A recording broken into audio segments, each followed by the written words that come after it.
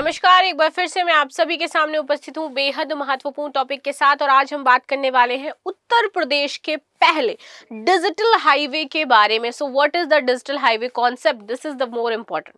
सो इसके बारे में भी हम समझेंगे क्या होता है डिजिटल हाईवे, ये जानेंगे और इससे क्या फायदे होने वाले हैं, ये सारी चीजें हम इसमें समझने वाले हैं। तो शुरू करते हैं आज की क्लास। मेरा नाम है प्राची मिश्रा और संस्कृति IAS के इस प्लेटफॉर्म पर आप सभी का बहुत बहुत स्वागत है।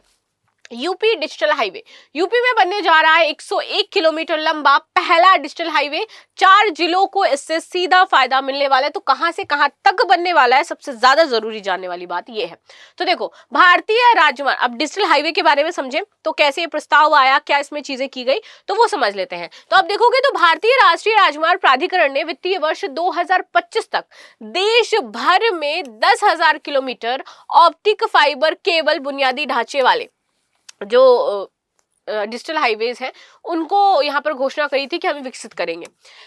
NHI की योजना संयुक्त राष्ट्र के सतत विकास लक्ष्यों के अनुरूप थी, जिसका उद्देश्य था कि 2030 तक सभी के लिए सुरक्षित, सस्ती, सुलभ और टिकाऊ परिवहन प्रणालियों तक पहुंच को सुनिश्चित किया जाए। तो इसके तहत हम क्या बना रहे थे, डिजिटल हाईवेज बना रहे थे। फंस गया है, लेकिन अभी यूपी का जो पहला डिजिटल हाईवे प्रोजेक्ट है कैसे फंसा ये जानते हैं। सो बाराबंकी से बहराइच तक आपका ये बनने वाला था। ठीक है, ये 4 लेन हाईवे का निर्माण अब अगले साल से शुरू होगा, जो कि इस वित्तीय वर्ष शुरू होना था, लेकिन अब ये अगले वित्तीय वर्ष से शुरू होगा।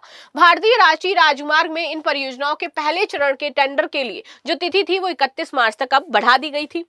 लेकिन हुआ ये कि पिछले 6 मार्च तक टेंडर आमंत्रित किए गए थे, लेकिन पर्याप्त संख्या में जो टेंडर प्रक्रिया है और जो कंपनी थी उन्होंने भाग नहीं लिया। इसमें कंपनियां आ ही नहीं कि हम आपका टेंडर लेकर के ये हाईवे बनाएंगे। तो इस वजह से यहाँ पर जो प्रोजेक्ट था वो रुक गया। NHI ने अभी इसी वित्तीय वर्ष में बाराबंकी से बहराइच का सफर आसान करने के लिए 101 किलोमीटर लंबी हाईवे की परियोजना की स्वीकृति दी थी।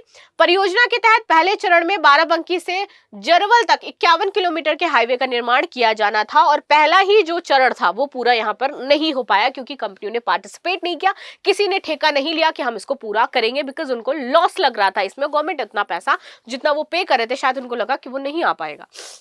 ठीक है, दूसरे और तीसरे चरण का निर्माण कार्य, दूसरे में आपका घाघरा नदी पर 1 किलोमीटर लंबे पुल का निर्माण किया जाएगा और तीसरे चरण में जरवल से बहराइच तक 49 किलोमीटर के हाईवे का निर्माण होगा।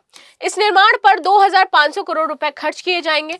पहले चरण के काम के लिए केंद्र सरकार ने 975 करोड़ रुपए की राशि जो थी वो यहाँ पर प्रदान कर दी थी। यूपी का पहला डिजिटल हाईवे, देखिए, प्रदेश के पहले डिजिटल हाईवे के रूप में निर्मित किए जाने वाले इस हाईवे पर आपकी ऑप्टिकल फाइबर केबल जो लाइन है वो बिछाई जाएंगी। जो हमने देखा कि क्या था, संयुक्त राष्ट्र के सतत विकास के लिए हमने 2030 तक सुनिश्चित किया था कि सभी राज्यों में आपकी ये लाइनें बिछ जाएंगी। ठीक है, वो यही था यहाँ पर। इसके चलते आपको 24 घंटे नेटवर्क की सुविधा मिलेगी वहां पर। साथ ही साथ यात्रियों को बेहतर कनेक्टिविटी और सुविधाएं दी जाएंगी। वाहन चालकों की सुरक्षा के लिए हाईवे पर NPR यानी कि नेशनल परमिट रजिस्टर्ड कैमरे जो है वो भी लगे होंगे। साथ ही रात के समय रोशनी की भी पर्याप्त व्यवस्था होगी। इसके निर्माण के बाद बाराबंकी, बहराइच, गोंडा और बलरामपुर के जो लोग हैं उनकी यात्रा आसान हो जाती है अगर ये बन जाता तो। साथ ही नेपाल जाने वाले जो यात्री हैं वो भी उनको सीधा रूट मिल जाता है यहाँ से। फिलहाल टेंडर की तिथि आगे बढ़ने के बाद अब इसका निर्माण आपके अगले वित्तीय वर्ष यानी कि 2026 में शुरू होगा। OFC, अब ये जो फाइबर ऑप्टिकल केबल ट्यूब है ये क्या है इसको समझते हैं। ये जो फाइबर ऑप्टिकल केबल है ये आपका एक ट्यूब की तरह होता है। ठीक है, जो कांच या प्लास्टिक से बने छोटे तारों को पकड़ते हैं। वे बिजली का उपयोग करने वाले जो नियमित तार हैं उनकी तुलना में हमें जल्दी जो सूचना भेजते हैं और उसका प्रकाश का प्रयोग करते हैं सूचना भेजने के लिए। ठीक है, ऑप्टिकल फाइबर संचार में संचरण के लिए धातु के तारों को प्राथमिकता दी जाती है, क्योंकि इसमें सिग्नल कम क्षति के साथ संचारित हो सकते हैं।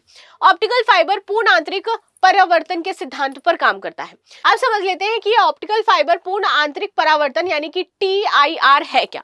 TIR यानी कि किसी माध्यम जैसे कि पानी और कांच के अंदर प्रकाश की किरण का आसपास की सतह से वापस माध्यम से पूर्ण परावर्तन करना आपका ये कहलाता है। ठीक है, प्रकाश किरणों का उपयोग भारी मात्रा में डेटा संचारित करने के लिए किया जा सकता है बिना किसी मोड़ वाले लंबे तार के मामले में, क्योंकि सनरेज के माध्यम से हम डेटा ट्रांसफर कर रहे हैं तो ये हमारे लिए ईजी हो जाएगा और लंबे तारों की आवश्यकता भी नहीं पड़ेगी।